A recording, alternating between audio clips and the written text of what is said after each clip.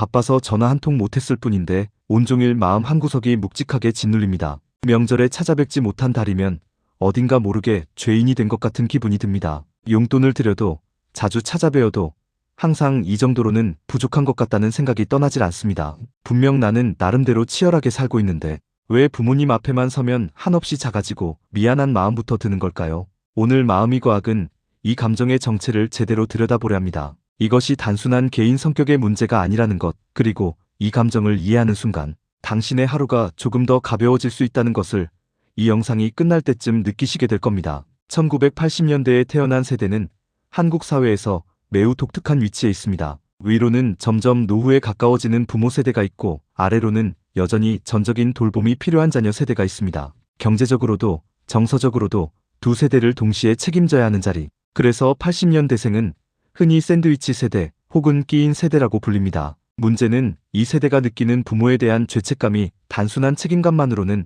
설명되지 않는다는 점입니다. 열심히 살고 있는데도 항상 부족하다는 느낌, 분명 잘못한 게 없는데도 반사적으로 솟구치는 미안함. 이 감정의 뿌리를 찾으려면 우리는 지금보다 훨씬 더 어린 시절로 돌아가야 합니다. 1980년대생이 자라던 시절 한국 사회는 격변기였습니다. IMF 외환위기, 빠른 산업화, 맞벌이의 일상화. 부모들은 지쳐 있었고 가정 안에는 돌봄의 공백이 생겼습니다. 이 환경에서 많은 아이들은 자연스럽게 어른 역할을 떠안게 됩니다. 엄마의 넋두리를 들어주고 아빠의 눈치를 살피며 집안 분위기를 조율하고 동생들을 챙기면서 스스로 감정을 억눌렀습니다. 심리학자 이반 보스조르메니나지와 정신과의사 존 볼비는 이 현상을 부모화라고 부릅니다. 부모로부터 보호받아야 할 아이가 오히려 부모의 정서를 돌보는 역할을 하게 되면서 부모와 자녀의 관계가 역전되는 현상입니다. 부모화를 경험한 아이의 뇌에는 아주 강한 신호가 새겨집니다. 내가 주변 사람의 감정을 잘 살펴야 한다. 내가 먼저 배려해야 한다. 내가 조금이라도 실망시키면 안 된다. 이 신호는 어린 시절에는 생존 전략이었습니다. 하지만 문제는 이 패턴이 성인이 된 이후에도 그대로 작동한다는 것입니다. 당신이 지금 부모님께 느끼는 과도한 죄책감, 그 상당 부분은 어린 시절 형성된 이 뇌의 습관에서 비롯된 것일 수 있습니다. 부모화와 함께 또 하나의 심리적 메커니즘이 작동합니다. 많은 80년대생이 어린 시절 이런 말을 들으며 자랐습니다. 우리가 너 키우느라 얼마나 고생했는지 아느냐? 내 인생에서 너 하나가 전부인 거 알지? 부모가 이렇게 희생하는데 너는 뭘 하고 있니? 부모의 입장에서 이 말들은 진심 어린 고백이었을 겁니다. 실제로 힘드셨고 실제로 희생하셨으니까요. 하지만 이 말을 반복적으로 들은 아이의 마음속에는 매우 특별한 감정이 생겨납니다. 심리학에서는 이것을 도덕적 부채감이라고 합니다. 가족 심리학에서는 필리얼 아블러게이션, 즉 자식된 의무감으로도 연구됩니다. 나는 부모님께 엄청난 빚을 지고 태어났다. 나는 그것을 평생 갚아야 한다. 이 인식은 의식의 수면 아래에서 작동합니다. 명확하게 생각하지 않아도 부모님과 관련된 상황이 되면 자동적으로 죄책감이 올라오게 만드는 구조입니다. 그리고 이 구조의 가장 무서운 특성은 결코 충분해지지 않는다는 점입니다. 용돈을 드리면 더 드려야 하는 것 같다는 생각이 들고 자주 찾아뵈면 왜 더 자주 못 오느냐는 말이 돌아옵니다. 전화를 드려도 짧으면 또 미안하고 길게 드리면 내 시간이 없어져서 또 미안합니다. 어디서 끝내도 부족한 느낌. 이것이 도덕적 부채감의 정체입니다. 심리치료사 수전 포워드는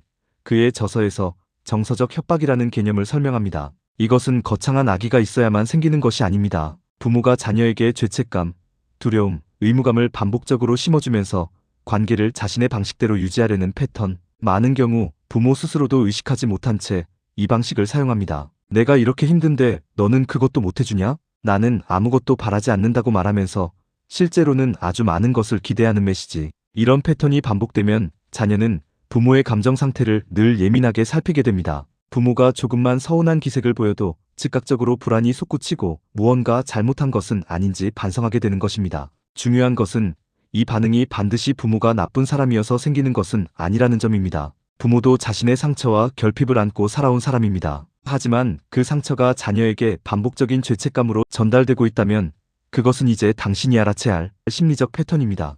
여기서 가장 중요한 한 가지를 짚고 싶습니다. 죄책감은 사랑의 증거가 아닙니다. 사랑은 자발적입니다. 내가 원해서 기쁜 마음으로 드리는 것입니다. 하지만 죄책감은 의무에서 시작됩니다. 안 하면 나쁜 사람이 된다는 두려움에서 비롯됩니다. 그래서 많은 분들이 부모님께 많은 것을 해드리면서도 마음은 오히려 더 무거워지는 경험을 합니다. 행동은 충분했는데 그것이 사랑에서 나온 것이 아니라 죄책감에서 나온 것이라면 할수록 더 지치고 공허해집니다. 지금 당신이 느끼는 미안함이 진짜로 무언가 잘못해서 생긴 것인지 아니면 오래된 심리 패턴이 반복되는 것인지 한번 물어봐 주세요.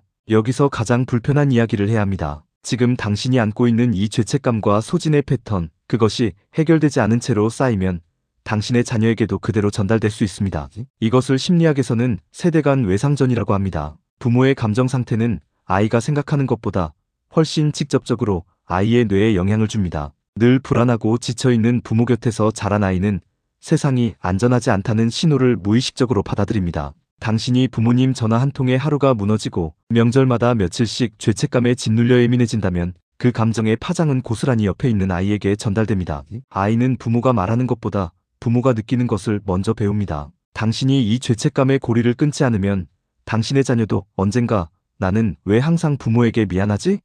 라는 같은 질문을 다음 세대에서 반복하게 될 수 있습니다. 이 고리를 끊는 것, 그것이 지금 당신에게 필요한 가장 중요한 효도일지도 모릅니다. 80년대생은 정말 고된 위치에 있습니다. 부모 세대의 기대를 짊어지고 자녀 세대를 돌보면서 자신의 삶도 꾸려나가야 합니다. 그 무게가 때로는 숨이 막힐 만큼 무겁다는 것을 마음이 과학은 잘 알고 있습니다. 하지만 오늘 이 영상에서 드리고 싶은 메시지는 이것입니다. 당신이 이 죄책감의 정체를 알아채는 것, 그리고 그것으로부터 조금씩 자유로워지는 것이 부모님을 덜 사랑하는 일이 아닙니다. 오히려 그것이 당신의 자녀에게 더 따뜻한 부모가 되는 길이고 당신 자신이 더 온전히 살아가는 방법입니다. 부모님과 건강한 경계를 갖는 것은 이기심이 아닙니다. 그것은 관계를 더 오래, 더 따뜻하게 이어가기 위한 조건입니다. 전화 한 통 못했다고 당신이 나쁜 사람이 되는 것이 아닙니다. 용돈이 조금 적었다고 당신이 불효자가 되는 것이 아닙니다. 당신이 지금 이 감정을 느끼고 고민하고 있다는 것 자체가